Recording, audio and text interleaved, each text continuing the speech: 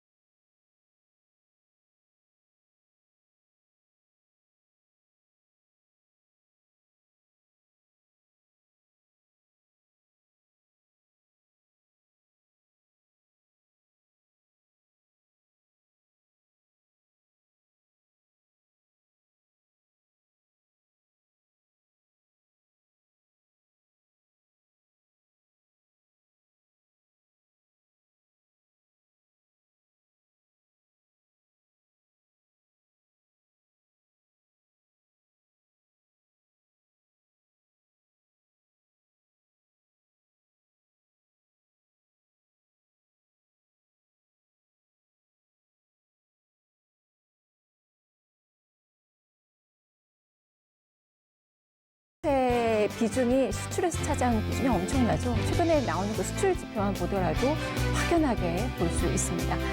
삼성전자에 집중됐던 우리 경제 구조 이 부분에 대한 그런 해석이 좀 필요한 그 시기가 아닌가 싶은데요. 무엇보다도 지금 실물 경제가 조금씩 주저앉고 있습니다. 여기다가 가계부채 문제도 심각하고 금융 위기까지도 금융 이 부분에서의 문제까지도 불거지게 된다면 걷잡을 수 없게 됩니다. 무엇보다 좀 선제적인 그런 대응이 필요해 보이는데 실질적인 그 대책 마련을 정부가 해야 되지 않을까 싶습니다. 오늘의 시선이었습니다. 자, 오늘도 뉴스카페에는 퀴즈와 함께 여러분께 드리는 선물 준비하고 있습니다. 끝까지 채널 고정해 주시길 바랍니다. 뉴스카페 지금부터 출발합니다. 이 시각 주요 뉴스입니다. 헝가리 부다페스트 다뉴브강에서 한국인 33명이 탑승한 유람선이 침몰했습니다. 이에 문재인 대통령은 긴급 구조 활동을 지시했습니다. 문재인 대통령이 자유한국당 강효상 의원의 한미정상 통화 내용 누설을 강하게 비판했습니다. 한반도 비핵화 노력에 찬물을 끼얹는 야당의 행위를 묵과할 수 없다는 메시지로 풀이됩니다. 내년 최저임금 결정을 위한 심의가 본격적으로 시작됐습니다.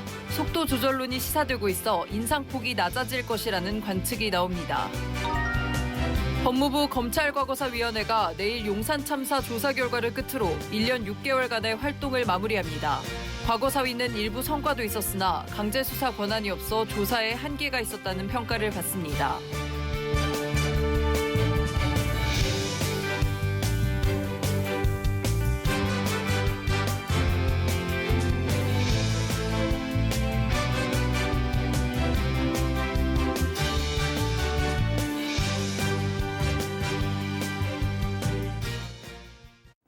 어제 국회에서는 사교육비 통계 개편 토론회가 있었습니다. 1인당 평균 사교육비가 29만 원 드는 것으로 나타나자 현실과 너무 동떨어졌다. 통계 조사에 문제가 있는 거 아니냐라는 그 지적에 따른 겁니다. 정말 문제가 통계 조사에만 있는 걸까요? 지금 이 사교육비 이 문제가 상당히 심각하게 불거지고 있습니다. 사교육비 경감을 해야 된다. 라는 그 대책이 필요하다라는 목소리가 커지고 있는 상황입니다. 최병호 기자입니다. 서울관악구 신림동의 학원가입니다. 이곳엔 도로에 학원들이 늘어섰습니다. 통계청에 따르면 지난해 1인당 월평균 사교육비는 29만 1,000원, 전년도 27만 2천 원에 비해 6.9% 올랐습니다. 그런데 일각에선 이런 통계가 실제 쓰는 비용과 괴리가 크다고 말합니다. 수도권에선 영어와 수학 사교육에만 각각 20만 원 이상을 지출, 평균 5, 60만 원을 쓰는 현실입니다. 어제 더불어민주당과 교육부, 통계청도 국회에서 정책 토론을 하고 사교육비 통계를 개선키로 했습니다. 사교육을 줄이려면 정확한 사교육비 통계를 산출하고 그에 따른 정책 대안을 만들어야 한다는 겁니다. 이에 사교육비 현황을 제대로 파악할 수 있게 표본을 재설계하고 조사 문항도 고치기로 했습니다. 이렇게 사교육비 통계가 관심을 받게 되는 이유는 그만큼 교육 현실, 그다음에 사교육비 지출에 대한 국민들의 관심이 뜨겁기 때문에 아닐까 생각을 합니다. 오늘 주신 여러 가지 말씀을 저희가 귀담아 듣고 통계를 개선하는 데 반영할 수 있으면 어쨌든 우리 중산층 가구의 한 달 지출 중에서 가장 많은 지출을 차지하는 것이 대출 상환이라고 하죠. 그리고 그 다음이 그 사교육, 그러니까 교육비 지출이라고 합니다. 이렇게 됐던 그 정부에서 발표하는 그 월 평균별 보면은 1인당 그 한 30만 원의 그 사교육비를 쓴다고 하는데 이 부분에 대해서도 교육 현장 그리고 실제적인 그 사교육비를 지출하는 현장에서는 이것이 너무 괴리가 크다. 이러한 국민의 목소리가 있습니다. 정책적 그리고 입법적인 그러한 대책 마련까지 이렇게 할 수 있는 그러한 길을 오늘 좀 모색을 했으면 좋겠다. 하지만 교육 현장에선 사교육 경감에 대한 접근법이 못마땅하다는 의견이 더 많습니다. 사교육비 통계를 만드는 데 힘을 쓸 게 아니라 사교육 자체를 경감하는 데 주력해야 한다는 겁니다. 사교육비가 월 평균 29만 원이든 100만 원이든 매년 사교육 지출이 가파르게 증가하는 추세가 뚜렷한 만큼 이제는 대책을 내놔야 한다는 겁니다. 사교육비 통계를 개선하겠다는 건 역대 정부마다 매달린 일이지만 교육시장에서 사교육을 줄이는 의미 있는 신호를 주지 못했다는 주장입니다. 특히 2016년을 기점으로 사교육비가 매년 5% 이상 폭증했는데 문재인 정부 들어선 뚜렷한 사교육 경감 대책이 전무했다고 지적합니다. 정부에선 방과 후 학교 활성화, 고교 무상교육 등을 교육정책으로 발표했지만 사교육 경감엔 거의 영향을 주지 못한다는 겁니다. 실제 지출되어지는 사교육비와 통계로 발표되는 사교육비 결과에 대한 이 괴리를 줄이는 방식의 개선은 필요하고 온당한 부분이다라고 보여지는데 통계 개선에서 그칠 것이 아니라 이 사교육비 경감 대책을 내놓고 이것을 추진하는 일들이 더욱더 시급한 일이다라고 좀 보고 있습니다. 규명이 될 수 있기 때문에 규명될 수 있는 요인은 정부가 즉시 정책 개선에 액션으로 나가야 되는데 그런 것은 하지 않고 통계만 개선하려고 하고 있는 것은 문제라는 건 거죠. 문재인 대통령은 사교육비 경감과 공교육 정상화를 대선 공약으로 제시했습니다. 하지만 집권 중반부를 넘어가는 현재도 교육시장 현실은 공약과 정반대로 흘러갑니다. 사교육 경감을 위해선 현실적이고 근본적 대안이 필요하다는 의견이 힘을 얻습니다.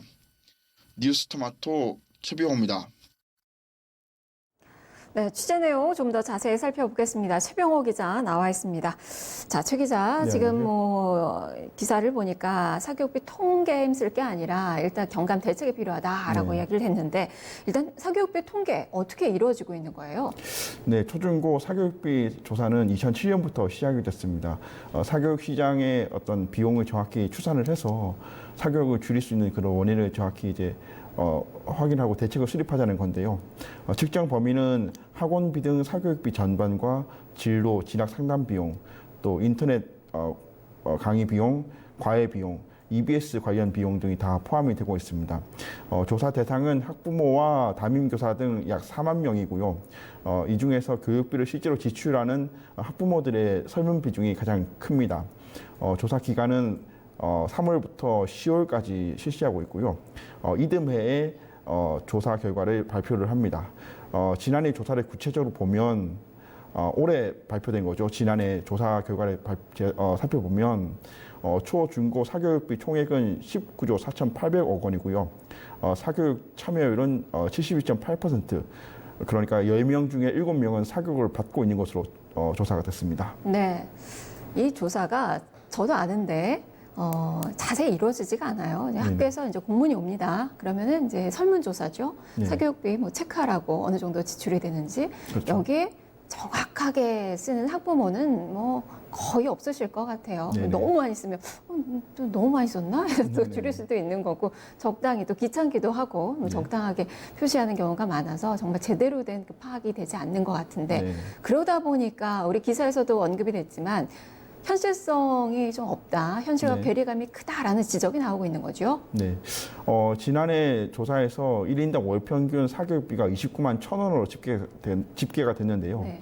물론 이제 사교육을 받지 않는 사람이 포함됐기 때문에 평균값이 내려간다는 그런 효과가 있긴 하지만 지나치게 낮게 통계가 됐다라는 그런 국민들의 지적이 많았습니다.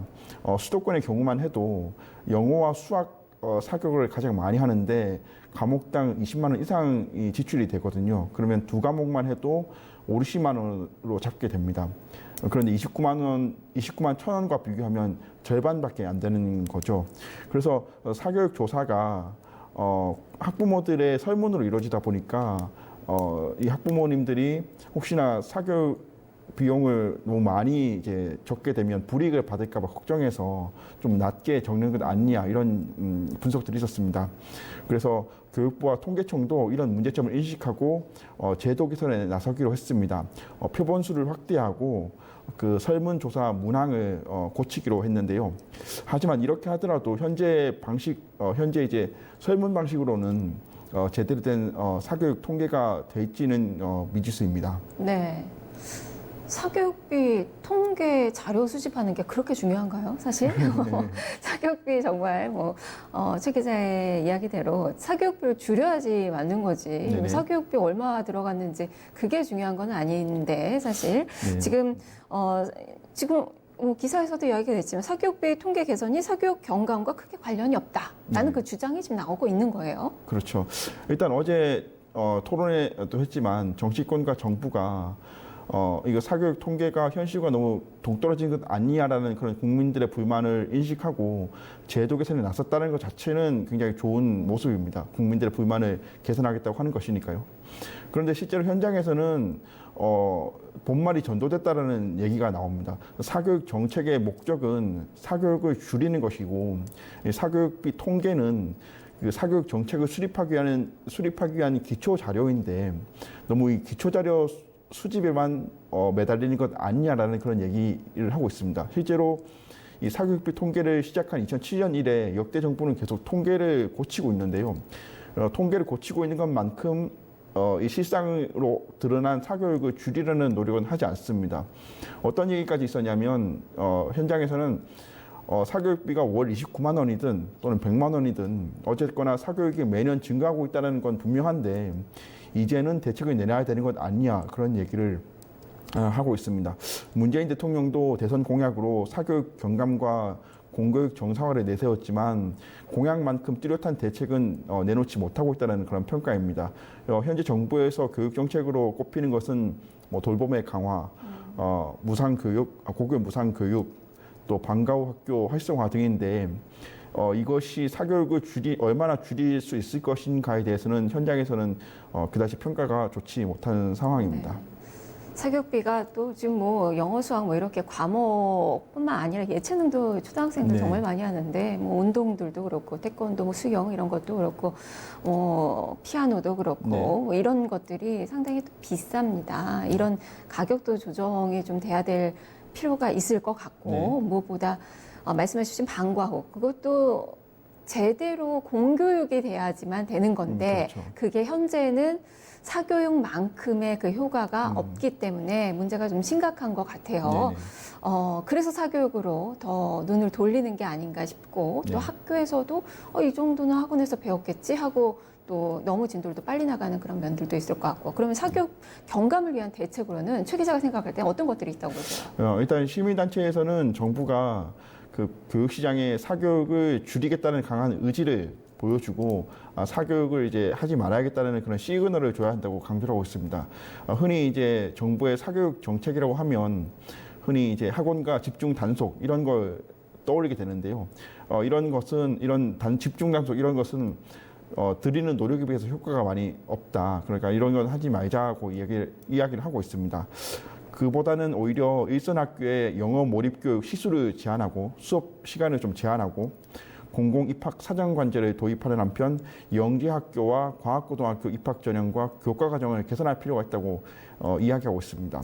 또 학원 휴무일제와 학원 휴무일제를 도입하고 학원 심야 교습을 금지하는 법안도 만들어야 한다고 이야기하고 있습니다. 특히 한국 교육의 경우에 결국 모든 것이 이제 입학으로 대학 입학에 대학 입시가 가장 문제죠. 대학 입시가 가장 관건이고 또 대학에서는 대학 서열화가 가장 핵심인데 이 부분을 해결할 수 있는 대책을 세워야 한다고 이야기하고 있습니다. 그래서 통계 개선도 물론 중요하지만 이것이 어떻게 보면 보여주기식이 될 수 있기 때문에 그보다는 더 근본적이고 현실적인 대책이 필요하다고 주장하고 있습니다. 알겠습니다. 자, 말씀 잘 들었습니다. 감사합니다. 네, 최병호 기자였습니다. 사교육비 부담이 갈수록 커지고 있는 그 상황입니다. 지금 뭐 고소득 가구와 저소득 가구의 그 사교육비를 보니까 거의 5배 이상 차이가 나는 것도 상당히 큰 문제라고 할 수 있겠습니다. 이렇게 사교육비가 계속적으로 늘어나는 것은 대학 입시 제도에 대한 그 불안감 때문이 아닌가 싶은데요. 정권이 바뀔 때마다 이 교육 정책이 계속 바뀌고 있습니다. 교육은 100년 대계라고 하는데 지금 5년 속에도 안 되고 있는 그 상황입니다. 이것이 바로 우리 사회의 가장 큰 문제가 아닐까 싶네요. 첫 번째 뉴스를 살펴봤습니다.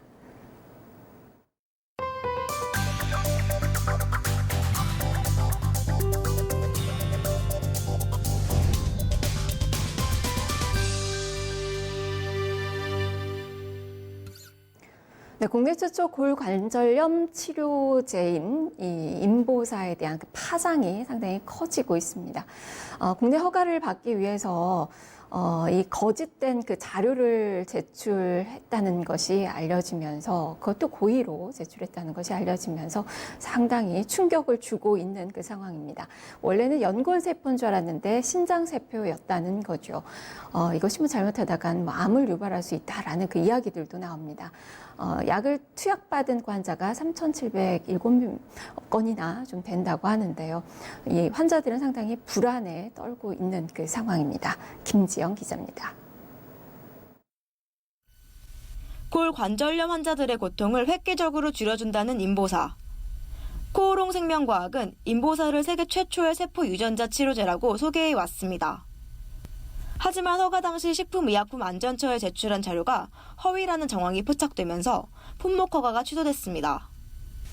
코오롱이 제출한 것과 실제 의약품의 주성분이 달랐기 때문입니다.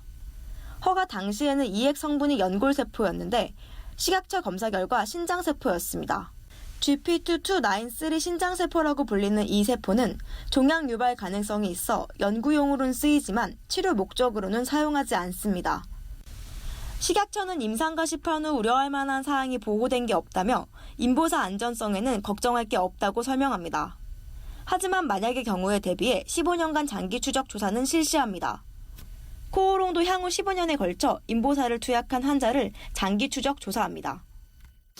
안전성에는 전혀 문제가 없고 단지 이름표만 바뀐 것이니 신장세포로 다시 이름표를 고쳐달고 계속해서 판매하게 해달라라고 하는 그 코롱 측의 거짓된 해명, 그 부분에 대해서 굉장히 분노를 느끼고 계시죠, 환자분들은.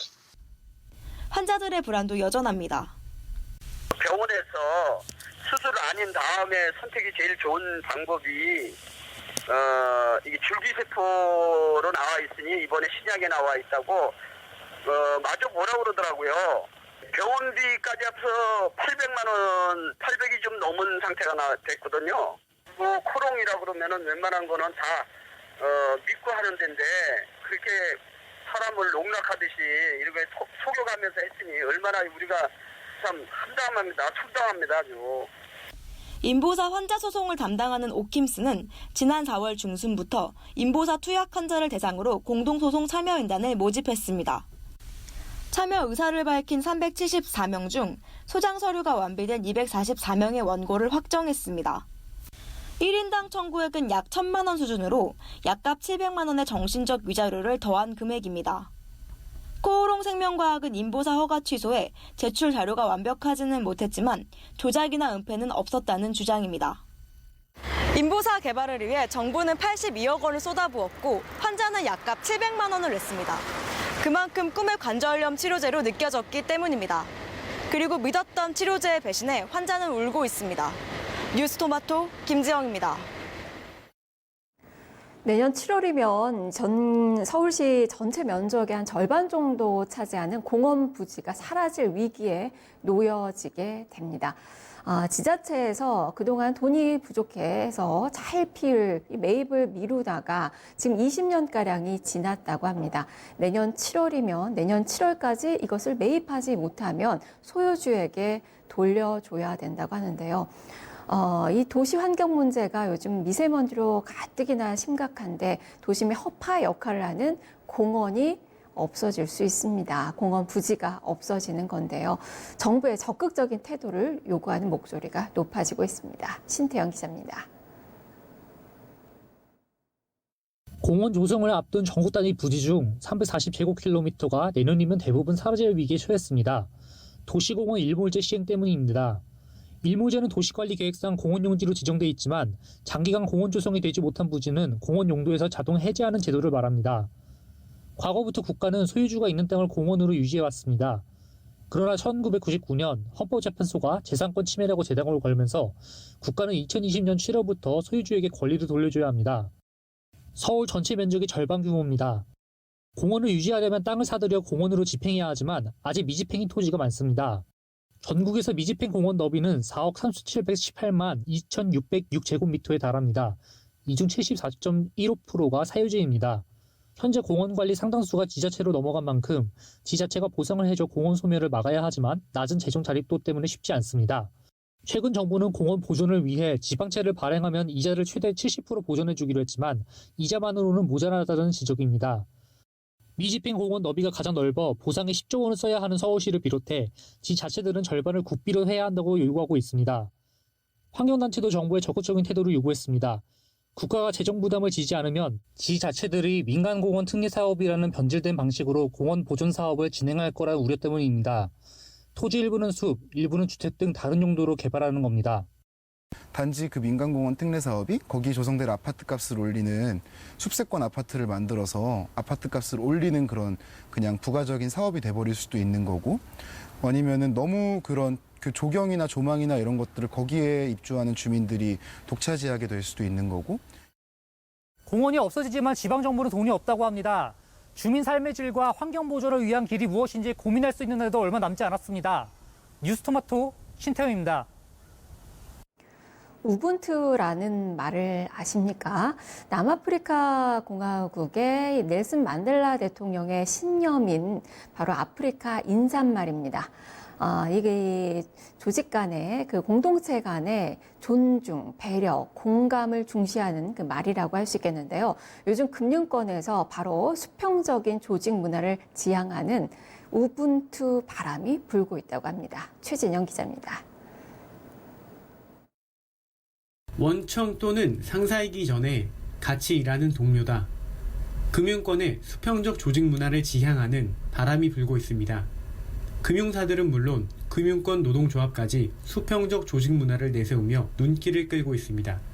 지난 29일 전국 사무금융서비스 노동조합은 산별노조 간 불평등을 해소하겠다며 기자간담회를 개최했습니다. 그 중심에는 우분투를 뒀습니다. 우분투란 아프리카 코사족 언어로 내가 있어야 내가 있다 라는 뜻입니다. 넬슨 만델라 남아프리카 공화국 대통령의 생전 슬로건이기도 합니다. 국내 베스트셀러 중 하나인 고 전우익 작가의 혼자만 잘 살면 무슨 재민겨와 일맥상통합니다.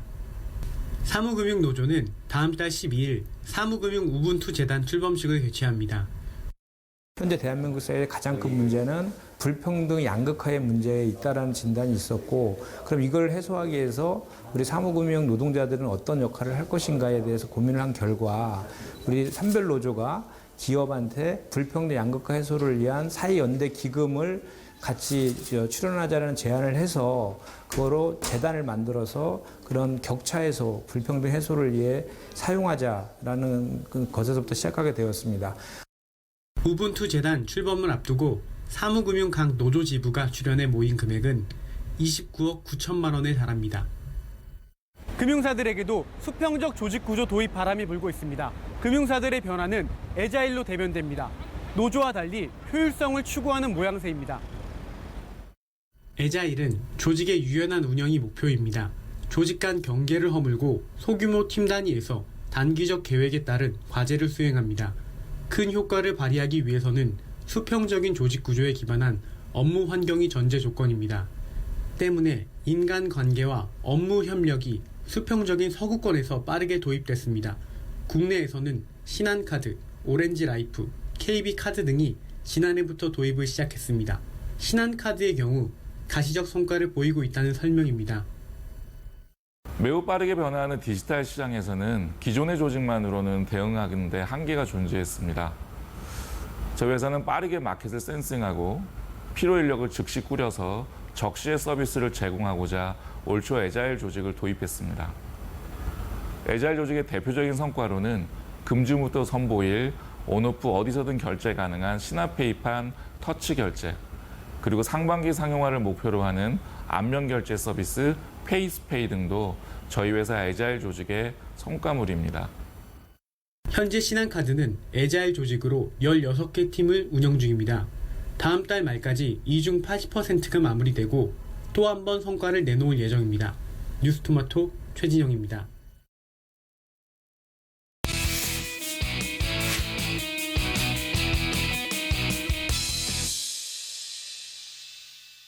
현장 포커스 시간입니다. 오늘 이 서울 가상증강현실 박람회가 오늘부터 3일간 서울 강남구 코엑스에서 진행이 됩니다. 현장 연결해보죠. 김은별 기자 나가 있습니다. 자, 김 기자, 서울 VR, AR 엑스포 2019, 바로 이게 어떤 행사입니까?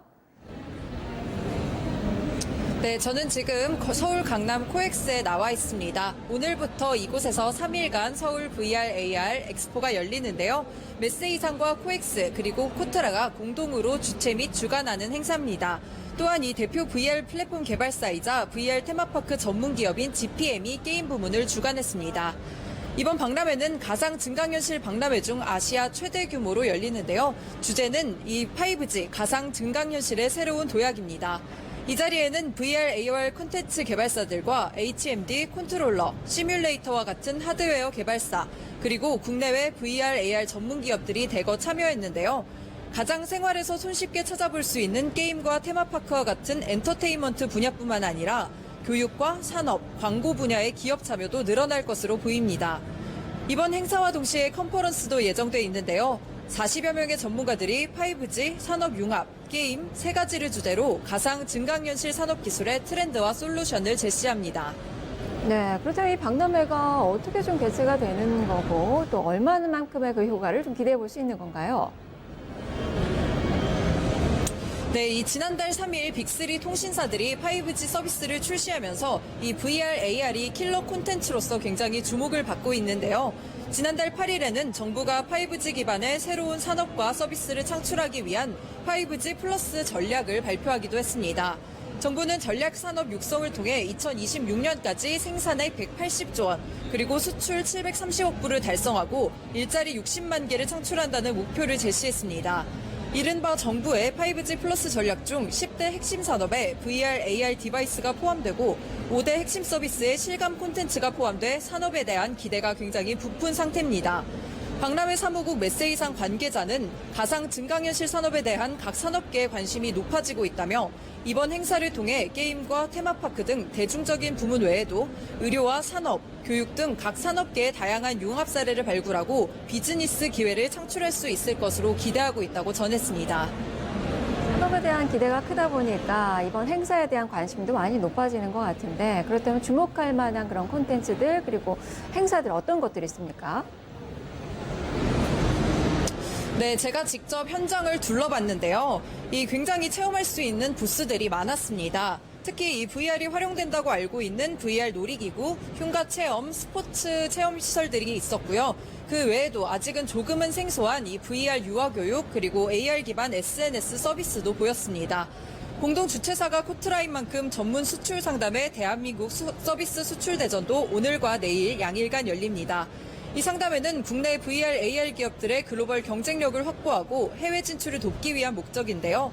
해외 기업 150개사의 바이어들과 1대1로 수출 상담회를 진행할 수 있습니다. 앞서 말씀드린 컨퍼런스 역시 알차게 구성된 모습인데요. 첫날인 오늘 주제는 이 가상 증강현실의 새로운 도약입니다. VR, AR 산업에 대한 정부 정책 방향을 살펴보고 통신사들의 전략을 엿볼 수 있습니다. 내일의 주제는 가상 증강현실 기술과 산업 간 융합인데요. 의료 분야, 자율주행 자동차 등과 가상 증강현실 간의 융합 이슈가 폭넓게 다뤄질 전망입니다. 마지막 날에는 한국게임개발자협회와 메세이상이 함께 준비한 서울 VR, AR 게임 컨퍼런스가 진행되는데요. 마지막 날은 퍼블릭데이로 일반인들도 관람을 할 수 있습니다. 이 5G 서비스가 본격적으로 상용화되며 콘텐츠인 VR과 AR은 더욱더 주목을 받고 있는데요. 이번 박람회를 통해 산업과 의료, 엔터테인먼트 분야와 융합한 VR과 AR의 미래를 엿볼 수 있을 것 같습니다. 지금까지 뉴스토마토 김은별이었습니다. 네, 김 기자 수고했습니다. 이번 행사는 급변하게 변하는 5G 그 환경에서 AR, VR이 어떻게 좀 개발이 되는지 개발자들의 경험을 또 공유할 수 있고 그리고 비즈니스 또 기회가 또 많이 창출이 된다고 하니까요. 의미 있는 행사가 되길 기대를 해봐야 될 것 같습니다. 지금까지 현장 포커스였습니다. 자, 이어서 오늘의 퀴즈 시간 갖겠습니다. 먼저 어제 정답부터 공개를 해드리죠. 자, 어제 정답은 암호화폐였습니다. 이시영님 축하드립니다. 자, 이어서 오늘의 문제 드리겠습니다. 컴퓨터로 만들어 놓은 가상의 세계에서 실제와 같은 체험을 할 수 있도록 하는 최첨단 기술은 무엇일까요? 라는 문제입니다. 정답 아시는 분들은 뉴스토마토 유튜브 페이지에 오셔서 먼저 구독해 주시고 현재 방송되고 있는 스트리밍 화면이 있습니다. 여기에 댓글로 정답을 달아주세요. 정답을 남기실 때는 이메일 주소 함께 남겨주셔야 선물 보내드릴 수 있습니다. 선정되신 분께는 악인전 영화 티켓 2장 보내드리겠습니다. 많은 참여 기다리고 있겠습니다.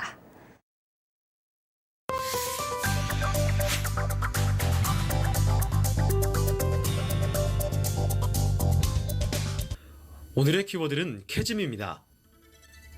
미국의 사회심리학자 에버렛 M. 로저스는 불연속적 혁신의 변화를 소비자 집단 혹은 사회가 어떻게 수용하는가를 기술 수용주기 모델로 설명했습니다.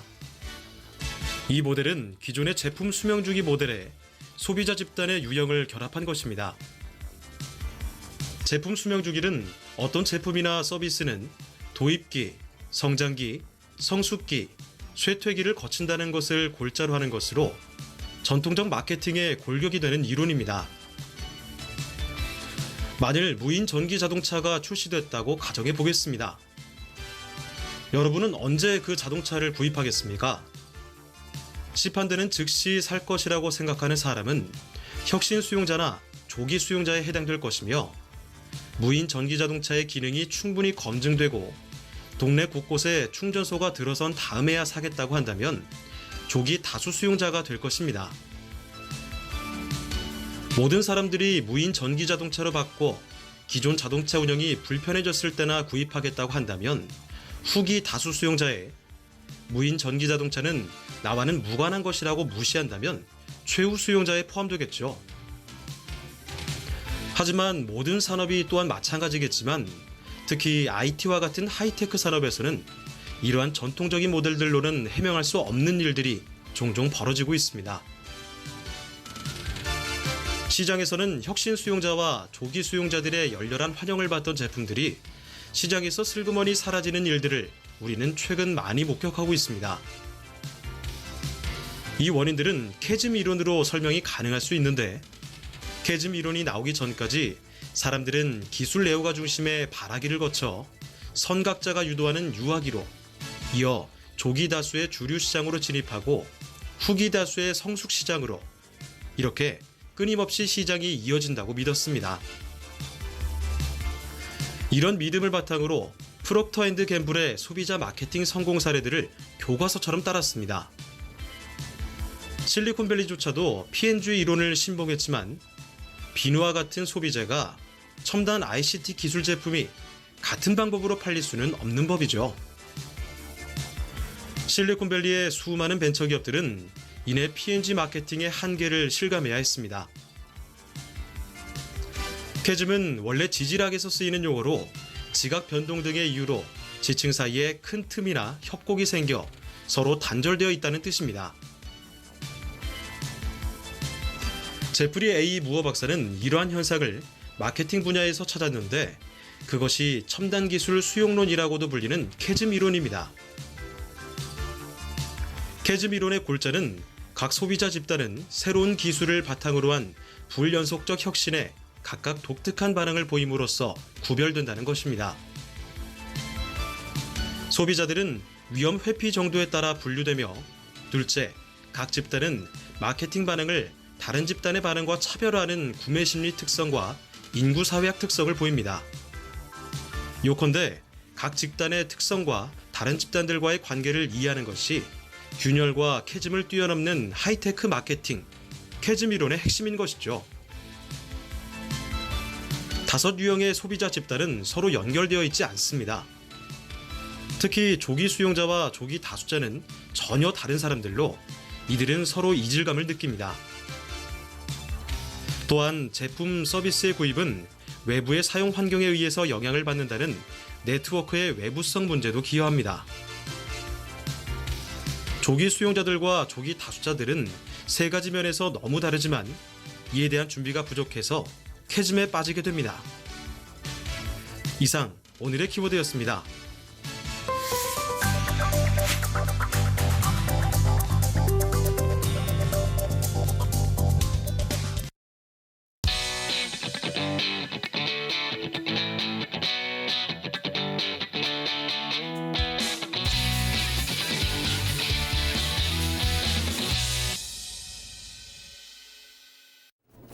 시청자 여러분 안녕하십니까. 법설의 최기철입니다.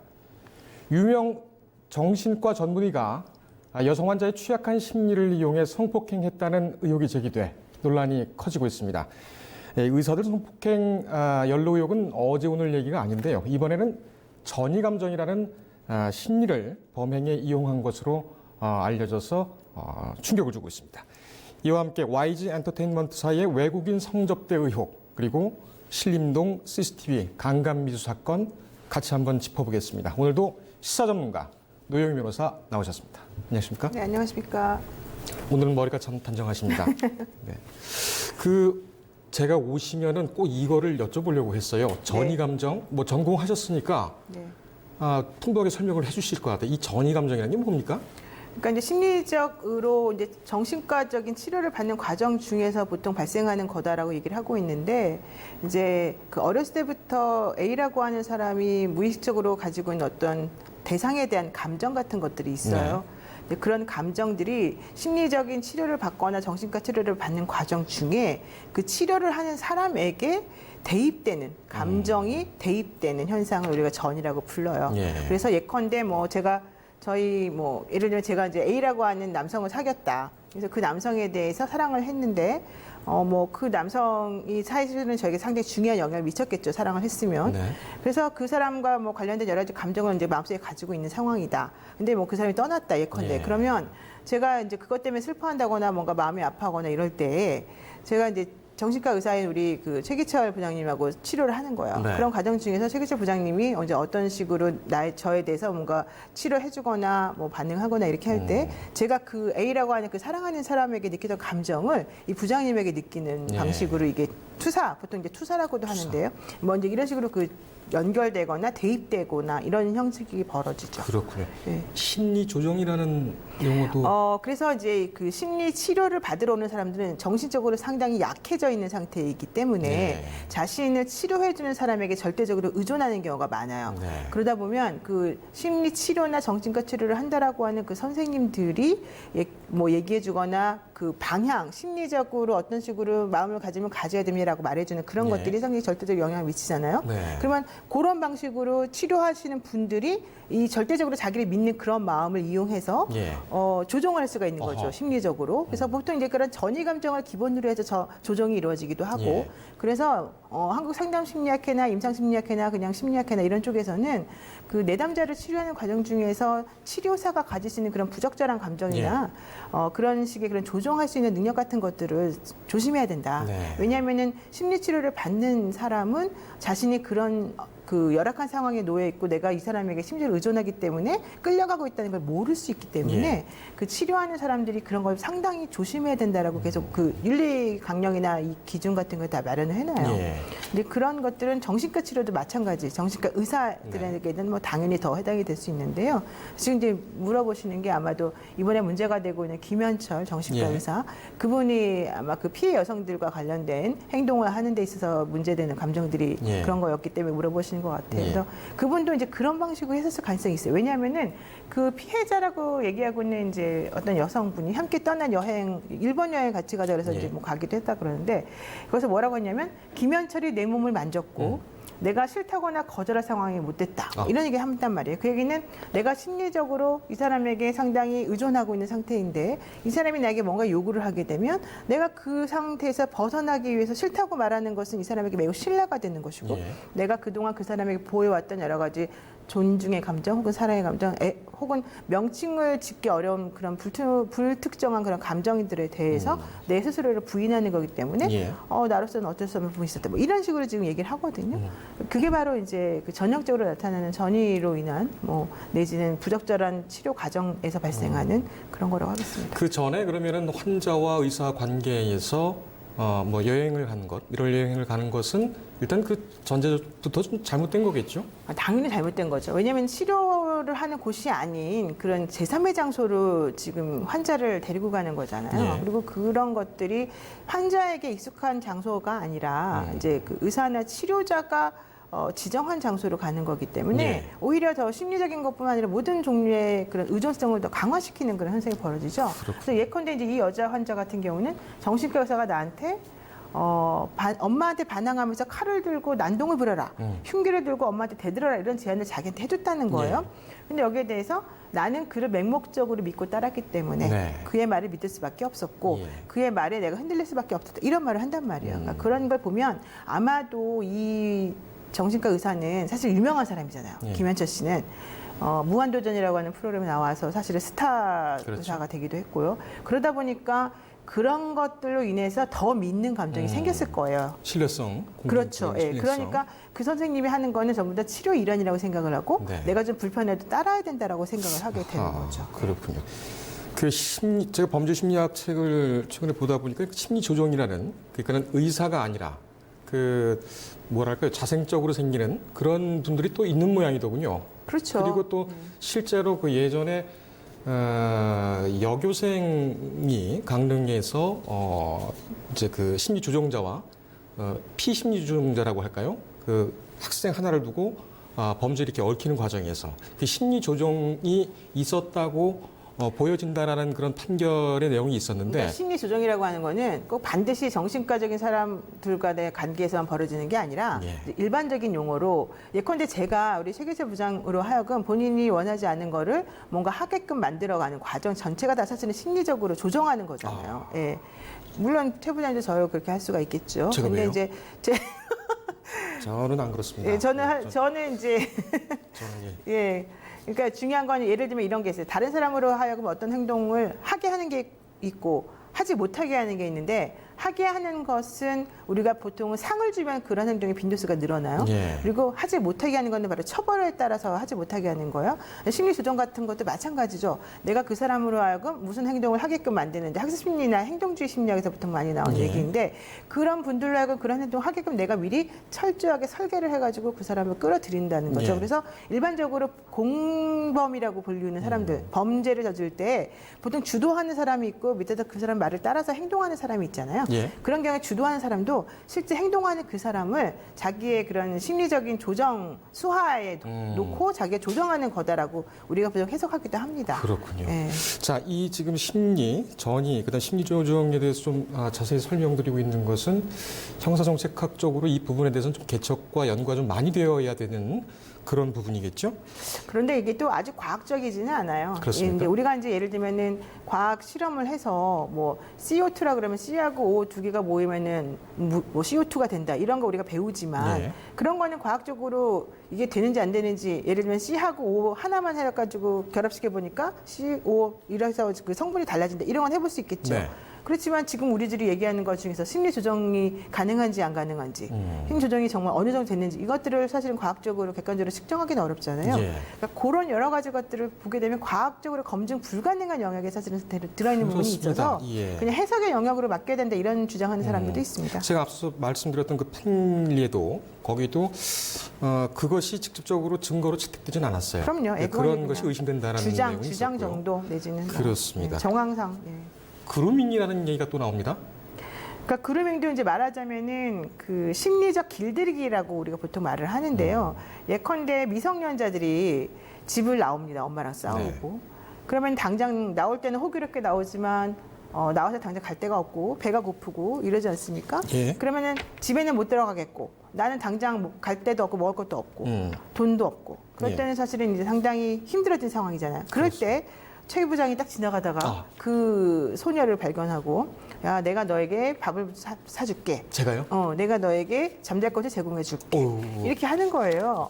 이런 태도를 보이니까 아직 결혼 못 하시는 건데 어쨌든 중요한 거는 이제 그런 식으로 친절을 베풀어요. 그러면은 그 여학생 같은 경우는 고맙습니다 그러고 따라갑니다. 그래서 처음에는 당연히 친절하게 밥도 사주고 그리고 그 사람에게 뭐 잠자리도 제공해주고 우리 성관계를 한다는 뜻이 아니라 그러면은 이제 이 어른은 참 나에게 잘해준 사람, 믿을 만한 사람 이러면서 모든 것들을 시간이 지나서 점점 더 그 사람을 향해서 믿게 되는 거죠. 아하. 그렇게 이 소녀가 나에 대한 믿음이나 이런 모든 것을 의존한 상황이 됐다라고 하는 것을 이제 그 상대방이 알고는 이제 그때부터는 좀 더 강한 걸 요구하게 되고 좀 더 이 사람이 원하는 방식대로 행동하게끔 강요를 하게 되는 거죠.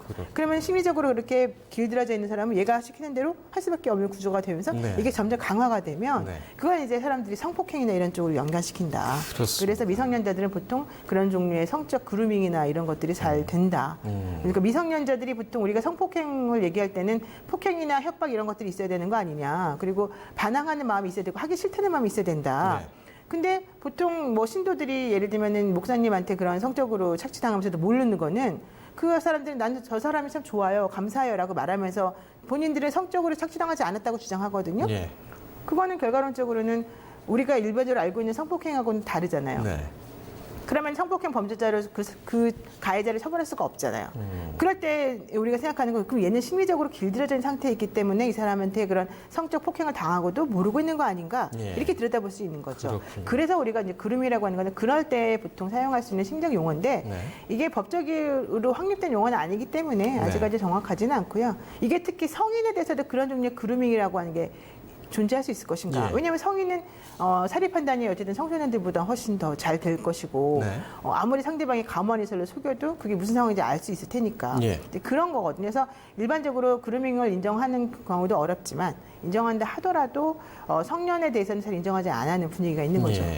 그렇습니다. 이것이 그 법과 위법과 적법, 윤리 중간에 있는 그 공백인 것 같아요. 이 부분은. 근데 그렇게 하면 사실은 법리적으로는 상당히 요건이 명확해야 되고 죄형 법정주의라고 해서 법적으로 누군가를 처벌하기 위해서는 그런 기준이 뭔지를 우리들에게 정확하게 알려줘야 될 필요가 있고 확립이 돼야 되는데 지금 말씀하신 것처럼 그루밍이란 이런 것들을 심리적인 용어를 막 함부로 막 사용하다 보면 사실은 그게 죄형 법정주의에 다 어긋나요. 그래서 그게 문제가 된다고 합니다. 항상. 알겠습니다.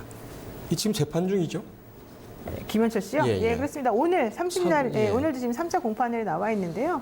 이슬은 벌써 피해자가 2명이라는 거죠. 여성 2명. 한 명한테는 매 시간마다 사실은 끝나고 그러니까 진료 시간 마지막 시간에 그 여성이 자기를 항상 그 면담하겠다고 요청을 하고 그러면 둘 간에 자연스럽게 성관계가 이루어진 거다라고 이렇게 주장하고 있지만 여성은 또 다른 말을 합니다. 아니다. 이 선생님이 나에게 그렇게 요구한 거다. 그리고 또 아까 말한 그 여행을 같이 간 사람 같은 경우는 선생님이 나에게 강요하고 있는데 난 사실 뭐 거역할 수 없어서 한 거다. 뭐 이렇게 얘기했기 때문에 뭐 들어가 봐야 되겠습니다만은 김현철 씨의 주장과 피해자들의 주장이 달라서 어떨지 잘 모르겠습니다. 그렇군요. 버닝썬 얘기를 좀 해보겠습니다. 버닝썬 수사가 경찰은 계속 한다고 얘기는 하고 있습니다만은 사실상 끝났죠. 승리의 승리다. 이렇게 됐는데. 제가 저번에 말씀드렸나요? 승리 이름이 좋아서 승리했다. 아하, 그렇군요. 이 승리가 승리 씨가 방송에 나와서 가끔 하던 얘기가 그 양현석 씨 대표이사죠. 그렇죠. 저는 대표님의 승리입니다. 어감 참 좋지 않습니까? 좀 기가 막히다 이렇게 생각을 했었는데 이름을 예명을 잘 지었네요. 예. 원래 본명은 아니잖아요, 승리가. 그렇습니다. 네.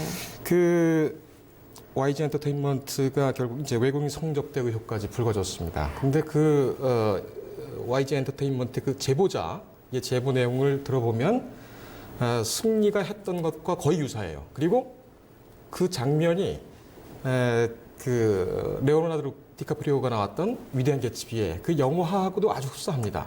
그 롤 모델이 양사장이 아니었느냐 이렇게 볼 수가 있는데 어떻게 보십니까? 그러니까 2014년 7월 달에 있었던 그 접대 자리와 관련된 지금 내용인데요. 네. 그 당시에 양현석 그 YG 엔터테인먼트 대표가 그 싸이 그 당시에 매우 유명한 한류 가수이죠. 예. 싸이 씨와 함께 같이 그 접대 자리를 갖고 네. 거기에 보통 이제 그 정마담이라고 불리는 그리고 또 황하나 씨까지 같이 껴있는 그런 그 여성 25명과 남성 8명이 같이 모여있는 자리를 마련하면서 예. 당시에 이제 조 로우라고 하는 말레이시아의 그런 현재는 지금 도피 중에 있는 사람이죠. 어쨌든 그 사람과 그다음에 태국인 밥이라고 하는 사람 2명을 접대하기 위해서 만든 자리였다. 거기에서 성접대가 이루어졌고 이거는 성매매 알선과 관련된 부분이다. 이제 이런 얘기 나오는데 그때 당시에 법인카드를 사용한 뭐 방식이라든가 당시에 자리를 마련해서 또 2차라고 보통 불리는 그런 성접대까지 이루어진 정황을 보게 되면 그게 그동안 승리 씨가 버닝썬을 운영하면서 했던 것하고 다 똑같기 때문에 승리 씨가 했던 모든 것들을 양현석 대표로부터 배운 게 아니냐 뭐 이런 얘기까지 다 나오고 있는 상황이죠. 게다가 더 중요한 건 양현석 씨나 싸이 같은 경우는 뭐 일찍 자리를 떴다고 주장은 하긴 하지만 어쨌든 그 자리에 성접대와 관련된 유흥업소 여성들이 와 있던 건 사실이다. 이렇게 나왔기 때문에 지금 경찰이 내사에 착수했다 그러는데요. 성접대 알선과 관련된 건 사실 인정되기가 쉽지는 않아요. 그래서 공소시효도 한 달밖에 안 남았고 그래서 어떨지 모르겠습니다. 자, 여기까지만 하고요. 저희 지난번에 약속드렸던 대로 우리가 약속을 한번 지킬까요? 네, 그렇습니다. 그래서 좀 빨리 해야 됩니다. 지난번에 어떤 상황인지 설명을 제가 잠깐 드리면 하나를 더 잠깐만요. 잠깐만 말씀을 드리게 되면 그때 당시에 제가 김학의 그 영장 청구와 관련돼서 제가 발부를 이제 얘기를 했고 저는 사실 하기 싫다고 계속 말씀드렸습니다만은 우리 부장님께서 하라고 계속 강요를 하셔가지고 어쩔 수 없이 저도 심의 조정을 당해서 하겠다고 말씀을 드렸던 거고요. 그래서 그때 당시에 약속했던 게 제가 못 맞추게 되면 머리에 꽃을 내야겠다. 제가 맞추게 되면 우리 토마토의 부장님께서 눈물 콧물을 바르겠다 이렇게 말씀드렸었어요. 그래서 지난 시간에 하려고 그랬더니 이분이 또 약간 시간을 이상하게 배분하는 바람에 그게 못 됐습니다. 그래서 오늘은 꼭 하겠습니다. 55분까지 해야 되기 때문에 제가 지금 죄송합니다. 상당한 시간을 남겨놓고 저는 상당하지 않습니다. 제가 콧물 코수염 한번 이렇게 좀 이렇게 샥 그려보고요. 아유 고맙습니다. 너무 잘 어울리세요. 제가 이렇게 사실 과학적 취미가 있는 사람이 아닙니다. 저에 대해서 혹시 오해하시면 안 될 것 같고요. 안경 좀 벗어주시면 안 될까요? 예, 눈물을 조금 살짝. 어머 어떡해 이건 막 흘러내리네요. 안 되겠습니다. 이거 주셔야 됩니다. 네, 알겠습니다. 이렇게만 하고요. 제가 이제 검정색으로 조금 칠해. 또요? 네, 검정색이 필요하지 않습니까? 왜냐하면 이게 뭔지 알려줘야 되기 때문에. 아유, 검정색 안 나오네요. 일부러 이런 거 가져서 원래 매직을 갖고 와야 되는데 주최자가 이런 식으로 하면 안 되죠. 예. 아, 이상하게 됐습니다. 어쨌든 자 이렇게 해서 약속을 지킨 것이라고 소감 한마디 듣고 끝낼까요? 예. 55분 다 됐습니다. 책임질 줄 아는 방송, 진실 앞에 겸손한 방송, 김선영의 뉴스 카페입니다. 자, 제가 사실은 저도 하기 싫었는데 윤중천 씨 구속까지 완전히 맞춰버리시기 때문에 이건 제가 빠져나갈 수가 없겠구나 이렇게 생각을 했습니다. 시간은 아직도 남았나요? 네. 알겠습니다. 자, 그 신림동 CCTV 남성의 얘기를 좀 했어야 되는데 어쨌든 이 구멍난 성범죄자들의 이 관리 국가가 나서야 되지 않을 국가가 좀 더 적극적으로 나서야 되는 그런 부분이 아닐까 생각이 됩니다. 신림동 그분은 주거 침입이 인정이 되고 강간한 미수는 인정이 안 될 가능성이 높다. 왜냐하면 폭행 협박이라고 하는 실행의 착수가 필요한데 실행의 착수를 문에다 손댄 것만 가지고 인정하기 오늘 어렵다. 나와주셔서 감사합니다. 맞습니다. 법설이었습니다. 네, 김선영의 뉴스카페 오늘 준비된 순서는 여기까지입니다. 제가 사진 찍느라 상당히 좀 바빴는데요. 정말 책임질 줄 아는 그 방송을 좀 보여드린 것 같네요. 내일 다시 찾아오겠습니다. 함께해 주신 여러분 고맙습니다.